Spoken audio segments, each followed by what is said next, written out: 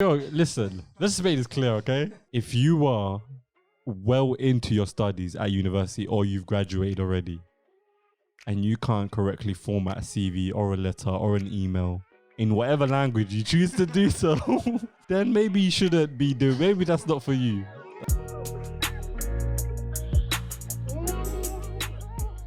Good afternoon, good morning, good evening. Thank you for tuning in. Thank you for joining us. If you're watching us, we appreciate you. If you're listening to us, we appreciate you.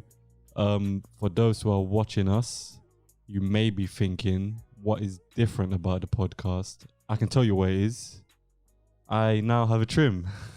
It's been a while. A different haircut, but I also have a shape up, as opposed to normal. So I roughed out the past couple of episodes, but I'm back. So thank you for tuning in. Thank you for joining us. I hope everyone's doing well. This is episode 10. Well, of course, we've got Simba with us behind the camera, behind the plan. How's it going? Good, thank you. You been good? I've been surviving. Surviving. That is the word of the year. That's the word of the year. Hit it around the head. We've been surviving. I've definitely been surviving just about with uni stuff, with deadlines, with coaching. Where do I start? You start first. How have you been surviving? Have I been surviving? Yeah. What in the last in the last 4 months, 3 months? In the last 3 months. Let's not go back to 2020. Let's leave that. Yeah, just let's leave that there. Yeah, I've been all right. I've been getting surprisingly busier, I guess. It feels like the minute 2021 started, everybody just wanted to just start to go back to normal. So that's been good for me. So it means I've actually been getting work. That's been another thing I've been thinking about this whole time. As soon as the June 21st thing came out, I'm thinking everybody's getting happy about June 21st and making plans for June 21st. I'm thinking, listen, don't be upset when the day comes, June 21st is coming and the government says, oh, July 21st, oh, August 20, like, people are getting so excited and you're just setting yourselves up for disappointment. I just choose to believe it's not going to happen. That way, when it does happen, is yes, as opposed to believing, yes, it is going to happen, definitely, I'm making plans and it doesn't happen and I'm like, so I'm just not setting myself up for failure, so it's just a tactic. Or you've been like burnt out now from all the times they said. Yeah, pretty much. October was a fun time, and then we had to get into November, lockdown in November, and in December things were looking okay, and then we had to close down again, everything. So yeah, I'm done with the looking out for the dates. I'm too, like, I'm being strangled by everything. Literally, uni's spoke this about you earlier before we started. Uni's a bully. You'd hear people talk about third year, and you'd hear people who are in third year when you're not, say, you're in first, you're in second, like, you're so lucky. But now I understand. I understand what they meant. Third year is definitely a step up in all facets in uni. Like, first year, you can literally not do that much and still get by. Second year, you have to do a lot more, but you still can miss out a few bits and still get by. Third year, don't do anything. I might not graduate. Or even if you do, your summer's still gonna be hella packed with things that you have to do because you didn't do it in the first place. So third year is no joke. Especially that coaching came back since the lockdown ease came down. So I'm back to coaching these kids. So that is has its rewards, but it's tiring. Football's come back, of course. I'm playing football again. The league's back. Playing that constantly. So surviving is definitely the word of the day. How things been with you with work and everything? Yeah, like I said, I've been getting relatively busy these last few weeks, especially. So sleep is something that hasn't quite happened a lot as of recent. So yeah, but getting that paper. So yeah, me and sleep have never really seen eye to eye. I get about 4 or 5 hours sleep on average, and I just live off that. depending on what I'm doing or where I've been. That's literally what I get off at. Me and Sleep have never really seen eye to eye. We're yet to be in agreement. Another thing that is quite interesting over the past few months, shall I say, my little brother is getting old. He's almost 4 months old. And something that I've realized is very interesting is everybody has got a baby face. Not a baby face. Everybody's got a baby face and a baby voice that they use to babies. Yeah, you know what? I don't. So okay, this is what I'm saying. I specifically chose not to. This is what I'm saying. Like, it was so interesting to me because I hold him and I look at him. I'm like, I can't do it. I don't have no baby face to give him, no baby voice to give him. Like, I don't have it. I don't know why I don't have it in me. But everybody that I see pick up this kid, everybody has got their own. Yeah, they do that. Oh, I can't do that. I can't do They that. do that to him, make sounds at him. And fair enough, it works with babies. Like, they laugh. Some of them laugh, some of them don't. But everybody has their own little twist of a baby voice. And it is so funny. Like, without fail, everyone you see, they're going to hold him up, pick him up, look at him, and do some commercial baby voice that they do.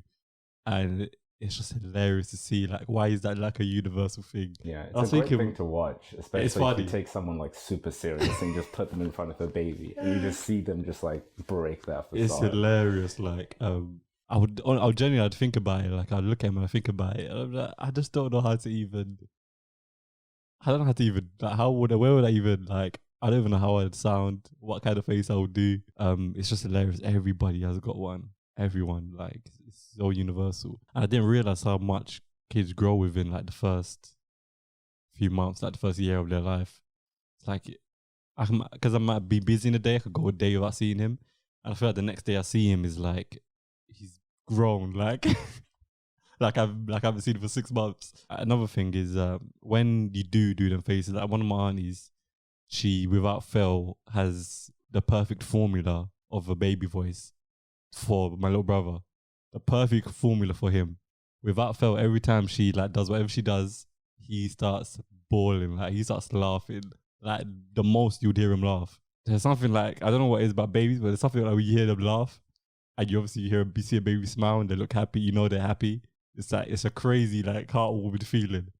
But on the opposite scale of that, when you hear the baby cry, it's like, yo, I feel like I want to go to war for him. When I hear him cry, it's like, it could be like something so like minuscule, like he could be having a bath, or he's just not in the mood, or mom's combing his hair out, or like just cleaning him anyway, or he could just be hungry, you woke up in the morning.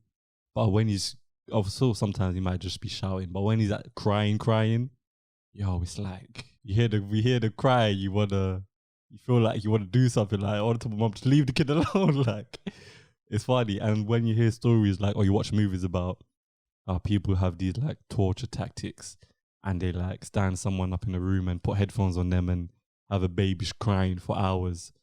Like, when I hear my brother crying, I'll be like, listen, if I was in a room and someone put headphones on me and I had to hear that 24/7 for like 5-6 hours, I might break myself. Like, I might break myself. I don't know what it is, but with babies, like, I don't know, like, it's so pure when they're in distress, when they're crying, or when they're happy. It has a like, profound effect on you. How have you been dealing with, because this is your first sibling, right? Yeah. No, no, not really. I have a half sister who's older. Okay, first youngest sibling. Yeah. Okay then. How have you dealt with like the new responsibility of having a younger sibling to kind of take care of? I don't think I felt it yet, because he's still like, he's only like 4 months yet, so there's not much that he's doing that really needs to be babied, right? He's a baby. And so there's always, that 2 people, 3 people before me to, carry out them needs that he has. Every now and then I've looked after him and I've had him with me, but I haven't actually had to do very, very serious things looking after him. So I don't think I felt it yet, but I've always felt when he gets a little bit older, like close to a year, 2 years, especially when he's like a toddler, I feel like then I'm going to be taking on a lot more responsibilities with him. But I haven't felt it yet. I'm still very much doing me. He's just there. Like I said, there's a lot of people before me that would take on the needs that he has before me. So I haven't felt the gravity of having a younger sibling to look after. Has like, because I imagine for a lot of people this is the case, has having now a younger sibling had any like market or any effect at all on your perception of having kids or what you thought about it? Nah, I've always thought I wanted kids. And seeing him hasn't changed that. I imagine I will still have kids and I still want kids at some point. Has it changed your expectations of like what to expect now? It's not changed expectations, but it's made me realize a bit more the expectations. Because, if a baby cries, there's something. It's very rare baby's just going to cry to cry. A kid might have a preference to be held, maybe. But at this age, if a baby's going to cry, there's something that it wants. Whether it is to be held or whether it's a little bit hungry, whether it's tired, whatever it may be. Maybe it needs changing. But just, it's made me realize the expectations that you would have, So the times you have to change him, times that you would have to sleep, the times he would be waking up, the times he may have to go to bed, the bathing and cleaning you have to do for him, all of that. It just made me realize the expectations. But nothing too much changed about my expectations of it. He's all good though. He's all healthy. That's good. By the time this comes out, it would be my birthday. Let's predict. What do you think it's going to be a good one? I don't know. Listen, I am just very much so spontaneous. I don't plan anything. I just don't plan anything. So I spoke to you about something I had planned, and I said it was just an idea, but I was saying that in a naive mind frame because that was in March. Yeah. When I realized the deadlines I have for April around my birthday, I'm looking at the deadlines and I'm looking at where I am before the work. And I'm like, I don't think I'm gonna do this because I never plan anything. Like I haven't done anything for my birthdays. Like since maybe 11, I haven't done anything for my birthday, and that was a party that someone else, like my mum, planned or something. I've just never been bothered. And every other time I've probably gone out to eat, but that was something someone else planned. I've never actually gone out and made plans for myself. I don't know. I've just never been bothered. So this one, because of all the lockdown stuff and uni's been crazy, I thought, April. It's on a Saturday as well for April. Hey, I'm going to do something. So I spoke to you about the plans I had. And I mentioned I spoke about it with other people as well. A few weeks went by and I started looking at my deadlines. Like, I got something on the 23rd. I got something on the 25th and the 27th. And it's like, I don't think... So I don't know I don't know. And I'm supposed to have coaching planned that day. I'm supposed to have a match planned that day, which I don't know if I would go. I don't think I'm going to go to that. So my day pretty much is free. But I don't know what's going to happen. It could very well just be a normal day, or it could very well be a great day, a very exciting day. So I'd have to update everyone on what I did on my birthday because I have no clue what I'm going to do. This is where you just need a good friend to just plan something. I feel like guys don't really plan things for their friends' birthdays. Like it's the only people who have ever like planned something is like my female friends. That's what I'm saying. Because they know I won't do anything. They'll be like, "Hey Simba, we're going to this," but they won't even say "can we go?" They say we're going. I mean, I have a few more friends. They need to step up their game because like, what are they doing? Like, I need to message them. That's not fair. Like, they need to do something for me because I can't go to do it myself. So we'll see how that goes. But it's. Do you even care about birthdays anymore? Or one thing I've realized is that the love feels good. That's probably the best thing about your birthday. Is that if you don't feel the love on any day, you do on your birthday. Yeah. Or at least I hope everyone does. I hope everyone does. Gonna say. Yeah, I hope everyone does. I guess it's a bit biased for me because I'm blessed where I got a big, like I know a lot of, like, I have a lot of family members that I'm in contact with. Of course, everybody has a lot of family members, but you might not be in contact with them. I have a lot that I'm in contact with. I've got a lot of people from my mum's side, aunties, uncles, cousins. I've got a lot from my dad's side, aunties, uncles. So I definitely feel the love for my birthday. That's probably the best thing now about birthdays I've realized. It's just, you're going to forget the love, but then obviously knowing you're going to get it and feeling it is different. So just feeling it, I guess, is one of the best things about it. Because like I said, I haven't done anything really amazing or spectacular for any of my recent birthdays. So There's that, and even when there is someone else's birthday, I make sure to ensure, like, I make sure that I am showing them that love, especially if there's someone close to me. Because, you know, if you're not going to do it for them on any day, if you're not going to do it for them on their birthday, then like what other day you're going to do it for them? So I always try to make sure I do that. But we'll see how it goes. Something else that I've been recently hearing about that has been interesting to me is the George Floyd case.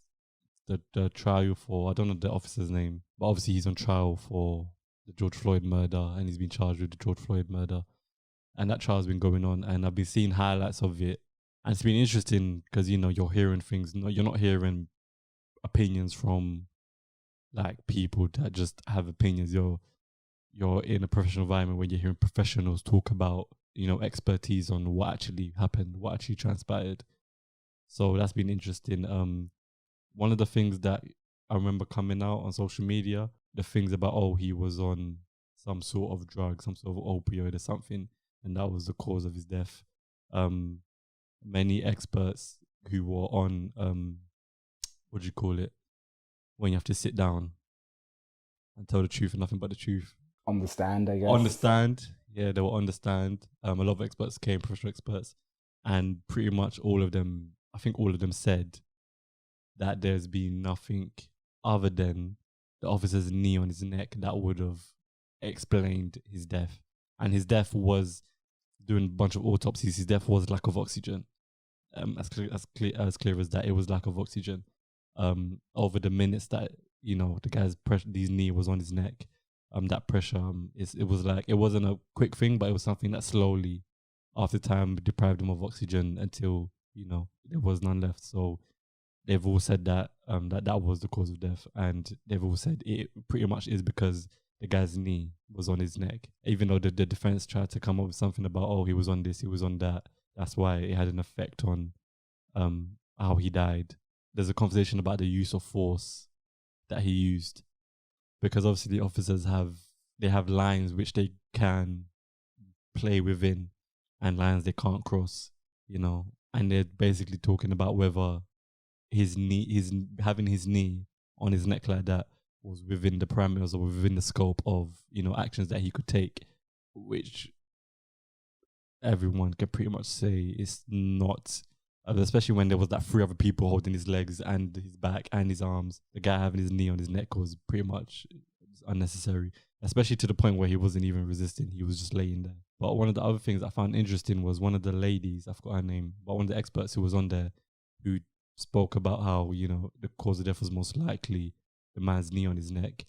She spoke about how she's reviewed about 5,000 cases of things like this, where, you know, people have died of certain situations, but she's never had a case where there has been an overwhelming amount of evidence from people recording. She's never had a case like this. She was talking about how she had so much evidence to review and go through, because people were, you know, recording on their cell phones from different angles and there's different perspectives. And I was thinking to myself, when certain things go on, people are quick to like pull out their phone so they can record it, and they can be like, oh, I'm the first one to share it, blah, blah, blah, blah, blah, instead of actually helping out a person, whatever it may be. But in this case, it actually worked out. Everybody pulling out their phones and recording gave so much evidence and so many perspectives that the experts can look at and be like, yeah, this is definitely, without a doubt, blah, blah, blah, blah, blah. But so often, phones are used as tools for people to just promote or get clout or whatever it is. But in this sense, technology actually worked. Because think of how many things have happened with officers using excessive force, and, you know, in the 90s, early 2000s, 80s, and there was no phones to be recorded. And officers could just say, oh, he did this, he did that. And it's just your word against mine. There was no witnesses. By today's day and age, that technology actually worked out for the betterment. Like, he couldn't say the guy was resisting. He couldn't say he didn't put his knee on it. Like, it's right there. There's screenshots of him dead ass with his hand in his pockets looking at the camera. So I thought that was interesting. That's one of the things about technology is good. Technology is neutral, I would say. It's neutral. I would say technology is neutral. It's neutral, so people just use it for good and bad. Yeah. I wouldn't say a car. I wouldn't, you know, give moral to a car and be like, cars are neutral. Yeah, I guess it's not a good. Yeah, no, I know what you mean. That makes sense. One of the thing something you mentioned about uni. Yeah. So there was this interesting story. For some reason, I don't know what came over me. I was watching television. I was watching Good Morning Britain. Good Morning Britain on ITV. I don't know why. But was this before Piers left or after? Huh? Was this before Piers left or after? This was like this week. This was so he wasn't there. No, he wasn't on there. It was these two people I've never seen in my life. But they were talking about something. They were just chatting on nonsense like they do or whatever, trying to be funny. And then they brought up this topic of how I don't know if it was one university or some universities are thinking or already have done of no longer marking people down for spelling and grammar mistakes in essays and exams. And I thought that was really interesting. What do you think about that? I know there's a lot of people that would help. I know there's a lot of people that would help not being marked down for spelling and grammar mistakes. I mean, there's pros and cons to it. One thing you'd say is, someone like me who's, I'm studying in England. I've been born and raised in England. English is my first language. For me to be at this age now where I'm studying at this level, to not to have simple spelling and grammar skills, big man, like, what are you doing?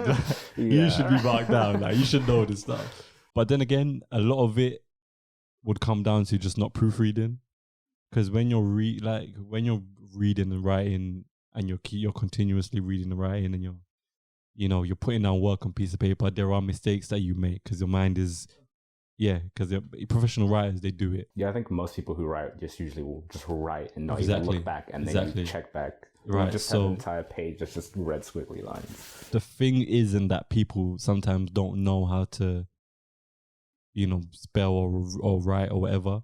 It's just that they don't read it back.